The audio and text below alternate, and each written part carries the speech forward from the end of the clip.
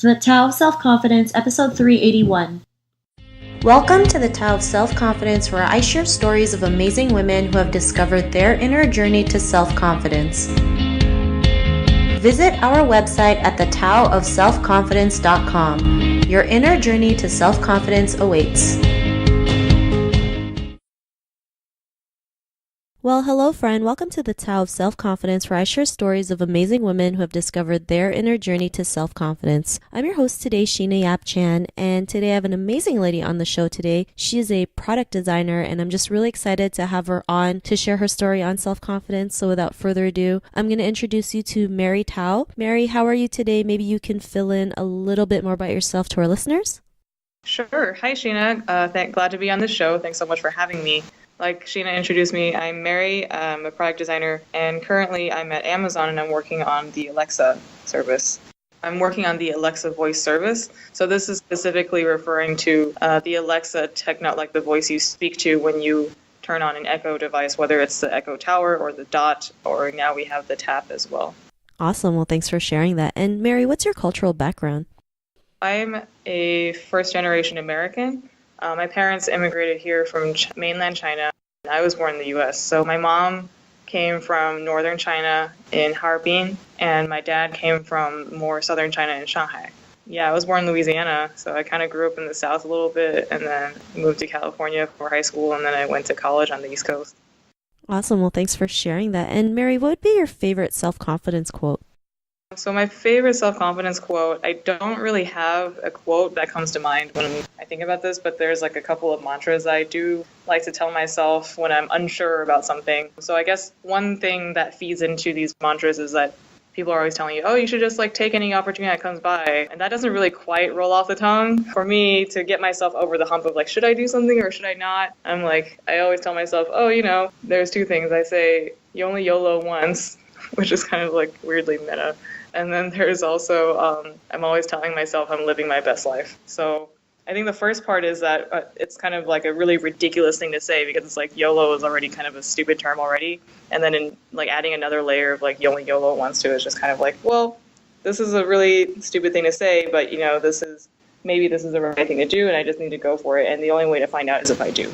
So let's say, for example, I'm going to an indoor trampoline house or like an indoor gymnasium for like doing amateur gymnastics. I'm like, I've never done this before, so I should just go do it. And then I'll tell myself my stupid mantra of you only YOLO once, and then I make myself like jump off a cliff into a foam pit or something. And then once I am doing something and I'm feeling somewhat confident about it, I'm just like, I am like, things could be worse, and then I feel pretty good about I try to make the most of every situation. So I'm like, yeah, I'm just living my best life over here. And then if someone's trying to hate on me, I'm just like, you know what? Like, no, I'm living my best life as much as I can within my means. So yeah, I guess I kind of always find myself saying those two things. Awesome. Well, thanks for sharing that. And I love those sayings. I know, the term YOLO sounds weird sometimes, but I mean, it's true, right? You only live once. So you make the most of it. You live your best life, and it just, ties into confidence because it's like you're willing to go out there and live your best life no matter what happens. So I really like the mantras that you have. And in your own words, how do you define self-confidence? Self-confidence, I don't think it's something that can be defined. It's always something that depends on what the moment is and what you're trying to accomplish and what your goals are. If I'm going towards a goal, let's just talk more generally about, I guess, like career goals. I want to progress from from current individual contributor to like a management type of role, then I guess confidence is knowing that I'm on the right path or doing the right things day to day that would ensure that I'm going towards the right direction. I think confidence, like it can be confidence in doing art, which is one of my background, or it can be confidence in doing that career climb. Does that kind of make sense? Yeah, totally. Sometimes we just feel like we don't know if what we're doing is right or wrong, but you have like that, that intuition, that inner feeling, inner knowing that whatever you're doing, you're on that path. Even if you don't know what it looks like, even if there's like all these squiggly roads that you have to go through, you're on that path and that direction, and you just feel better and you have that confidence to keep going. So I really love that definition that you mentioned. And Mary, what was your life like before your discovery of self-confidence? I don't think I've discovered self-confidence yet. It's a day-to-day thing that I'm always kind of on the tip of my mind. Like, oh, I make sure like I'm feeling good about myself. I guess before I came to a more conscious realization of like every day I should strive to feel good or like to do something that makes me feel good or I know is the right thing to do. I was in this space where I wasn't confident in being a designer. So I can talk a little bit about that and how I found my confidence now and how it led to where I am today. So before my current role as a product designer at Amazon, I was studying graphic design at the Rhode Island School of Design. And the curriculum for that particular area of teaching is very traditional. They teach you about color theory and typography and how to lay out print design. And there wasn't much around design as it is known in, I'd say, Silicon Valley. So when I came out here after school, after going through this really intensive traditional graphic design program, and being really open and like trying to answer open-ended questions with design, and trying to answer more abstract things, when you come to Silicon Valley, design, when I first came out here a couple years ago, was a means to an end of a company achieving like that unicorn status that is so often talked about out here. So there wasn't really a place for a designer to have a seat at the table, so to speak. And it was more like, oh, there's going to be the product manager and there's going to be the CEO and there's going to be like the engineer and they're going to talk about the product. And then once all the definition has been done, then we give it to the designer and they'll make that pretty thing and then that'll be our product. So I was feeling kind of like I'm a design robot. Like I'm just here to like fulfill a task. I'm not really here to be creative and to help out with any product or company definition even. And then that was really hard for me the first year after school because I was like, am I a designer? Am I an artist or a creative person? Like there's no room for that here. And I really struggled with that.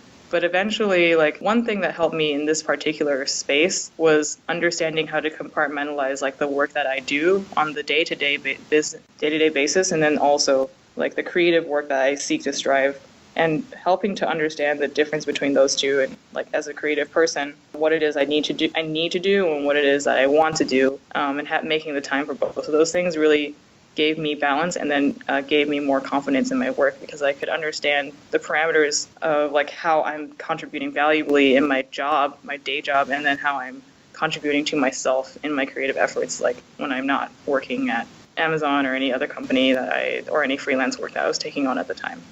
Awesome. Well, thanks for sharing that. And yeah, sometimes when we feel like you said, going to school was very traditional, it's like there was only one way and you feel like, that can't be the only way. And if you don't follow that way, it's like you don't know if you're doing something right or wrong, not realizing, it's just a person's point of view, their perception, how it should look like. And, it's great that you're able to find like a balance of those, right? Because having a good balance, and it helps you to actually be more creative and be able to have this, when you wake up in the morning, like you don't feel so heavy, you feel so light and you feel like you can take on the world. Yeah. It's helpful because I understand now the difference between the creative work I do at work for Amazon, just to take that as an example, and the creative work that I do in my own time. So understanding that helps me work better and be more confident in my Amazon work because I understand what I need to do versus like trying to fit in some creative spark that might not necessarily help any product, whether it's my own or like the product as a whole. And, because of this realization, what's your life been like now? At work, I'm able to focus on the task at hand. I'm able to deliver what I need to deliver, but also find creative ways to make the product better and to ensure that I'm creating a really good user experience for the person on the other end. And then in my spare time, I'm able to think about like what kind of creative projects I want to take on next. Recently, I just did like an illustration series on Instagram just for my own self. And then I'm also able to think more about like what I want to do as a creative person outside of work. Whether that's painting or doing calligraphy or doing like any other illustrations for friends, and being able to talk about those things outside of work and finding the right people to talk to about those things is really nice. Awesome. Well, thanks for sharing that. To the woman who's listening to your episode, she may be in a similar journey to self-confidence. What would be that one tip you would give to her? I'd say self-confidence is something that you do well. I think it sucks to learn something new because you're afraid of failing. And when you start out at something, you're always 100% of the time going to be failing and you're never going to be good at it. But if you want to be good at something, then you just have to keep doing it. And the only way to be good at something is to practice all the time. And confidence sometimes does come in the form of validation from others. Let's say in the form of drawing. Drawing, if you boil it down, it's still a skill. Everything is a skill that can be learned up to a point. And then how far you decide to take it after learning that skill. And that's the creative part, is what gives you confidence, because other people are like, oh my God, you're good at this thing and you're really creative. So that's more like, I guess, in a visual drawing sense or illustration sense. But let's say if you wanted to learn how to dance, you have never done it before, because my parents actually never let me never let my sister take art classes in high school, because they weren't honors classes. So she only did like math and science courses. But if you really want to do something art related and you have the means to do it, then I think you should go out and try to explore something early, and then build up some small skills and try to express yourselves within that skills. And then that can give you confidence. My friend Karen Chang, she actually learned how to dance in 100 days, and she was just like, I really want to dance. So she just took dance lessons and danced every day. She's fortunate enough to have like a big mirror in her room, so she would just dance in front of that mirror. And there's a compilation of it on YouTube, and she would just you can see her progression from like day one, where she was just like, just kind of really robotic in her dance moves, and not because she's trying to do the robot.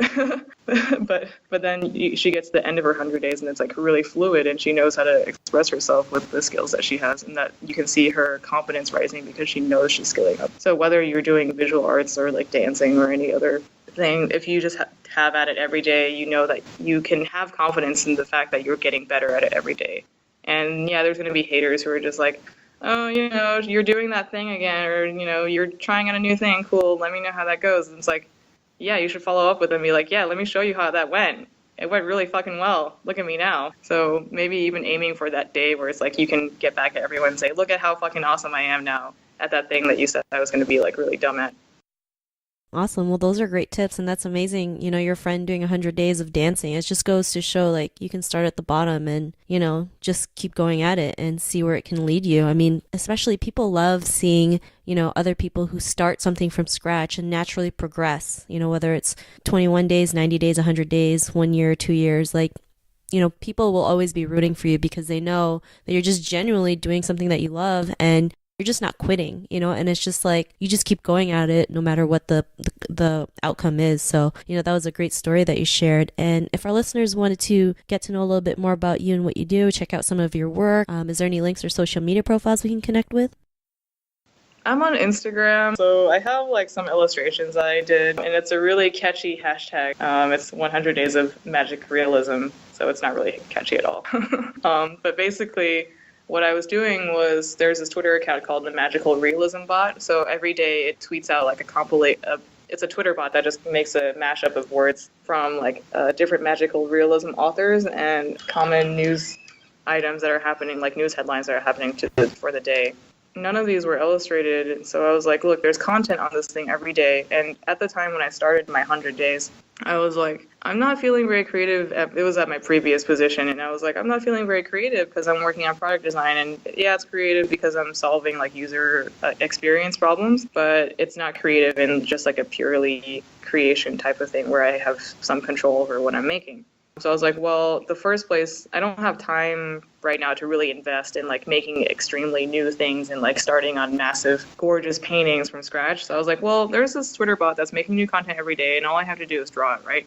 So I have like this skill in drawing, so I was like, I might as well just exercise those muscles because I haven't done that in a while. And every day I took like half an hour or an hour to draw it out in the morning, and then after a while it was done because I don't know, I just wanted to do it every day. So I really liked that illustration series. And yeah, you can check it out on 100 Days of Magical Realism on Instagram. There's about 100 or so of those. I think I did a little bit more because I just kind of lost count. And then, yeah, I really like that. And then you can go to my site, marytaodesign.com. I've got design and stuff on there, and you can send me an email if you like. We can talk about art. Awesome. Well, thanks for sharing that. And that's a cool concept that you were doing. So definitely we'll check that out on Instagram. And to our listeners, if you want to connect with Mary, you can also head on over to thetaoofselfconfidence.com and search for Mary's name. Her show notes will pop up along with everything else we talked about. And I just want to thank Mary for taking the time to share her story with us and tips on self-confidence. So thank you so much. Awesome. Thank you so much, Sheena, for setting this up. Not a problem. It was great having you on the show. And to our listeners, be on the lookout for another new episode of another amazing woman's journey to self-confidence. And we'll talk to you soon. Bye for now. Thank you for tuning in to another amazing episode of the Tao of Self-Confidence.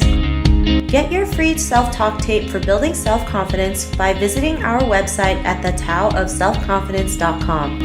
Your inner journey to self-confidence awaits.